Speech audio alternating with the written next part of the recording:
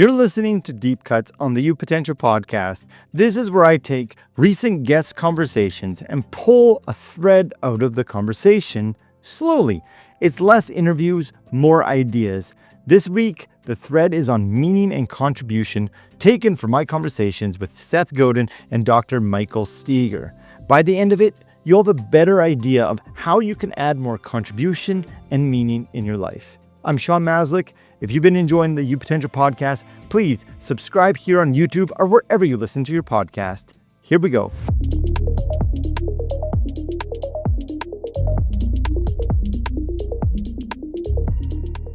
A few weeks ago, a business owner sat across from me. He was in his mid-50s, he had 2 companies, had the revenue that most people would envy. His calendar was so full, it's really hard to get time with him. He came to talk to me about portfolio decisions, investments, but 20 minutes in, the conversation went somewhere I am certain he never planned on. He set his coffee down, I can remember that part, and he said, "I've gotten very good at being busy." He paused. He then said, "I don't think I'm very good at being useful anymore." I've been thinking about that sentence for a few weeks now because the man saying it was successful by every stretch of the imagination. He always hits his targets. His revenues are growing. His team is growing. He had all the assets, the reputation, the lifestyle, well, the appearance of the lifestyle. And he was sitting across from me, describing his own life as a problem he couldn't quite see or understand. He could kind of feel it. He's not wrong in this, and he's not alone. Most of us were working harder than ever before, and we have better tools that are supposed to make us more productive than any generation before us. Productivity system, calendar blocks, AI assistants in our pockets. We are tactically optimized. Production is the gold standard. And yet, many of us are feeling a little hollow at times. At the end of my conversation with Seth Godin, when he was on the podcast, he said this, and really stuck with me. More tactics isn't the answer, contribution is. Again, more tactics isn't the answer, contribution is. So this week, I want to look at that closer, because what Seth was pointing to is something that Dr. Michael Steger has been studying for over 25 years. So here we have 2 different guests that were on the show, 2 different careers, and 1 common question underneath. Seth has written 21 best-selling books. Dr. Michael Steger is the researcher behind the most common used meaning life questionnaire in the world. Listen how Seth explains this. When we can make a contribution, when we can be a contribution, when we can find possibility. And I'm just trying to help people see more tactics isn't the answer. It's you become what you do. The central question of this episode is simple but yet complex.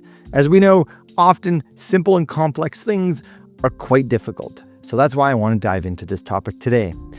If you stopped what you're doing today, would anyone actually notice? If you disappeared from your work tomorrow, what would not get made?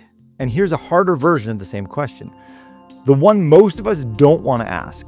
If you disappeared from home tomorrow, what would your kids actually miss about you? I'm not talking about your income, your presence, the specific way you show up that no one else can replicate.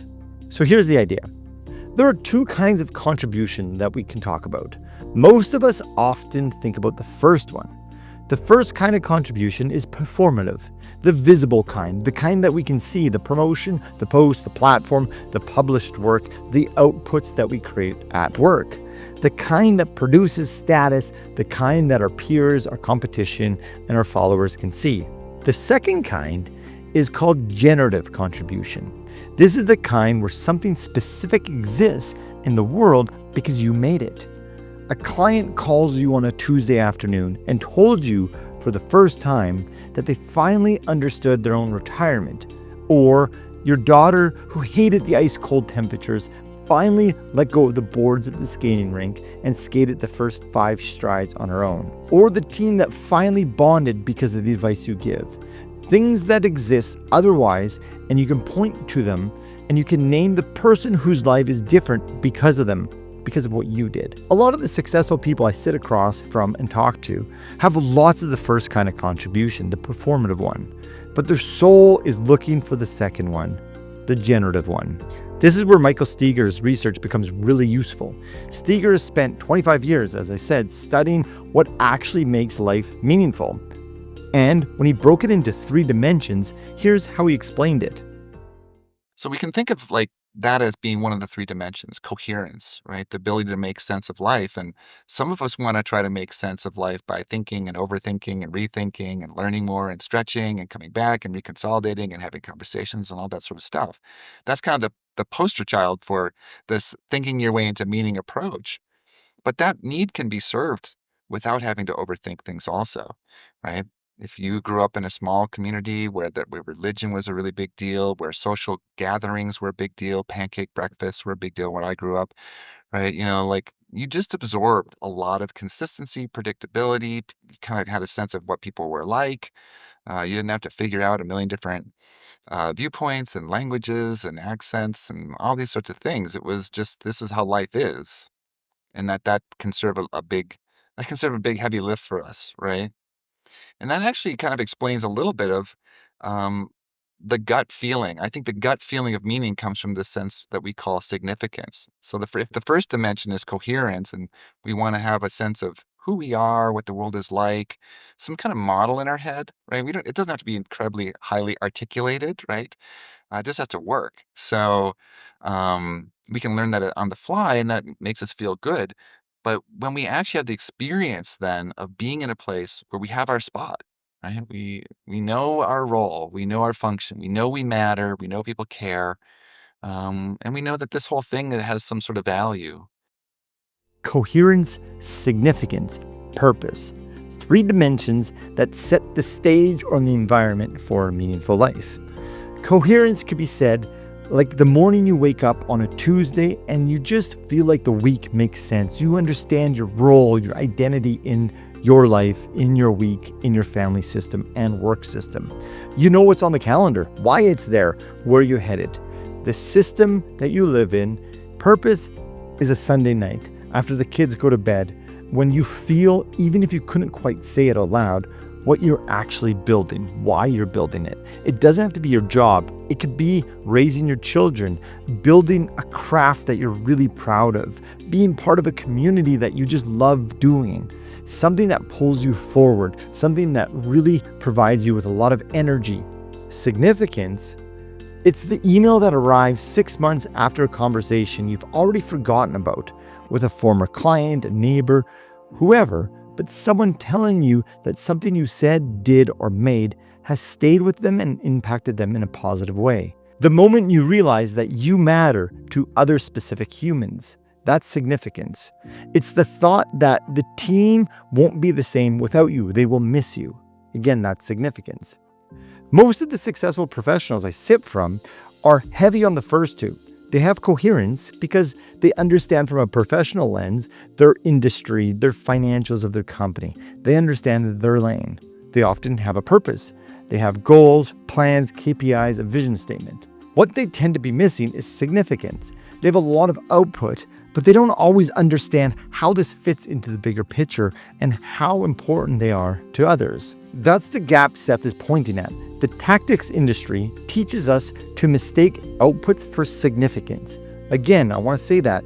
The tactics industry teaches us to mistake output for significance because we can measure how much we did. We can't always measure who noticed, who impacted. It's a lot harder. So we optimize for the parts that we can see.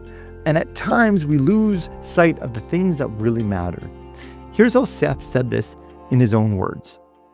A gardener who has an acre in their backyard, a quarter of an acre, doesn't try to plant more seeds on the rocky parts. They just leave the rocky parts because it's not going to grow well there. That the joy comes from having one perfect tomato plant, not having 8 mediocre tomato plants. Notice what he just did there. He took the entire growth, productivity, and scale conversation that runs every book in the airport or bookstore and replaced it with a gardener. He talked about 1 acre, rocky parts, 1 perfect tomato.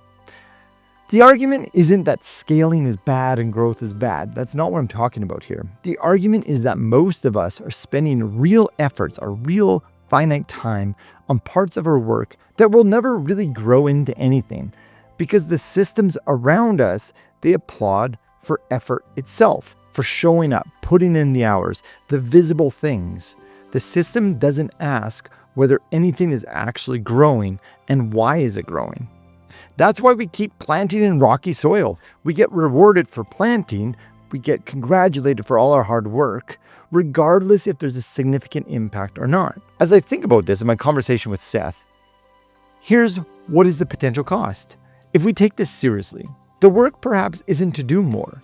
The work is to be more focused, to be deeper, to have a deeper impact, to pick the people and the work that would actually be missed if you weren't doing them anymore, and then protect that with the same intensity we bring to trying to produce outputs, to being productive. Protection, I think, can be harder than it sounds because nobody throws you a party for the meeting you didn't take because it wasn't part of your focused work.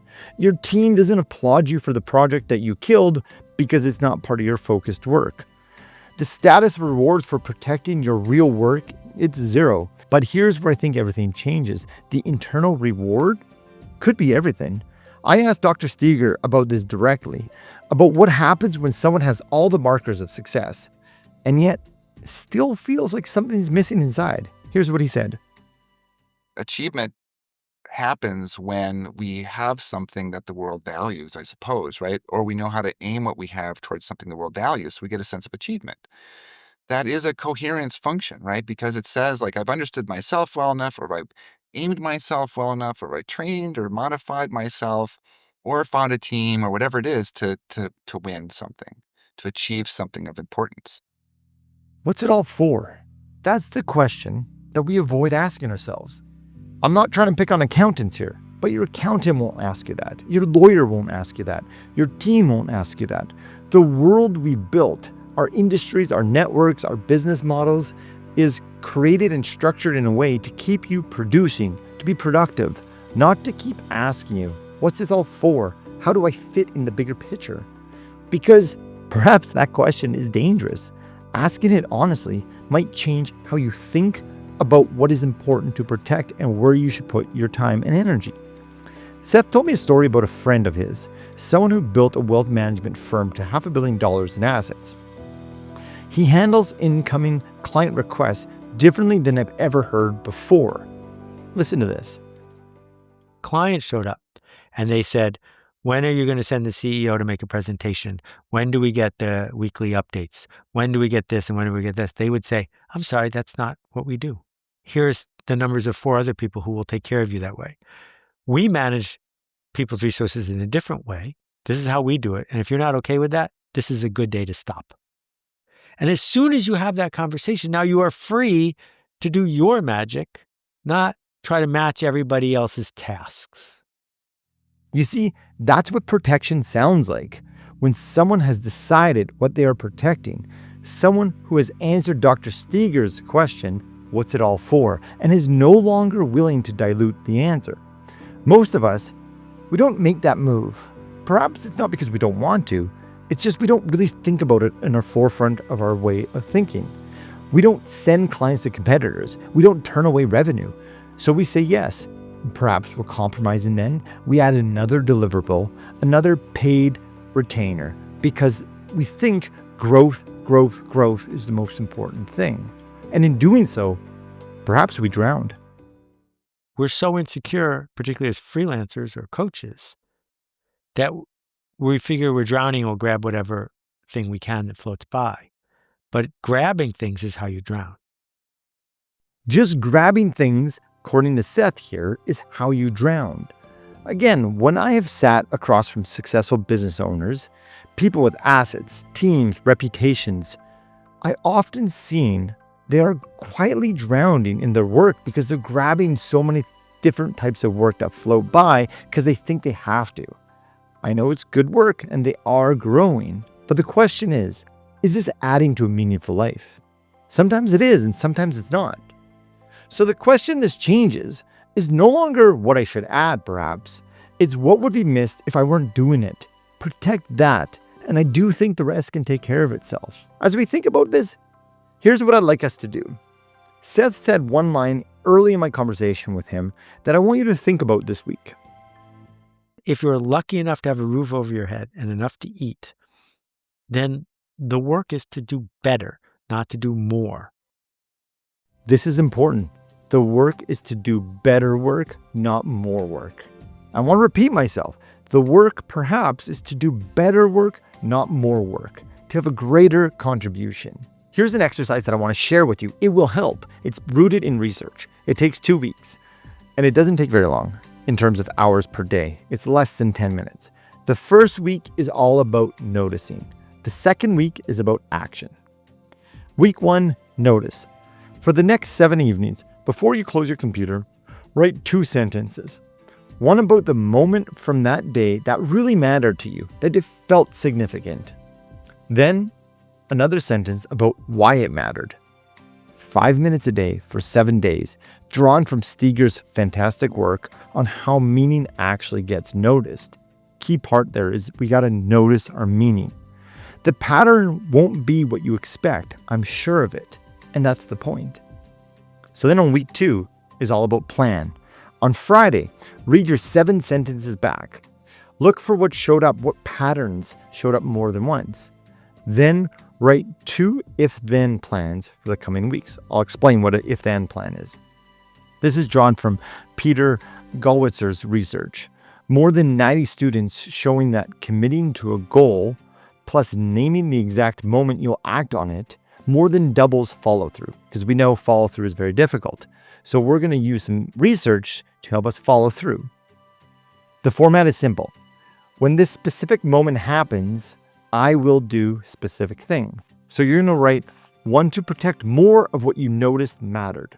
For example, on this day, between this time and this time, I will do, you're going to write something that you noticed. You want to do more of this. And I won't check email, take meetings, or open Slack. See, now we're removing things that stopped us from doing those things. And then write 1 sentence to clear what's crowding out what we're doing.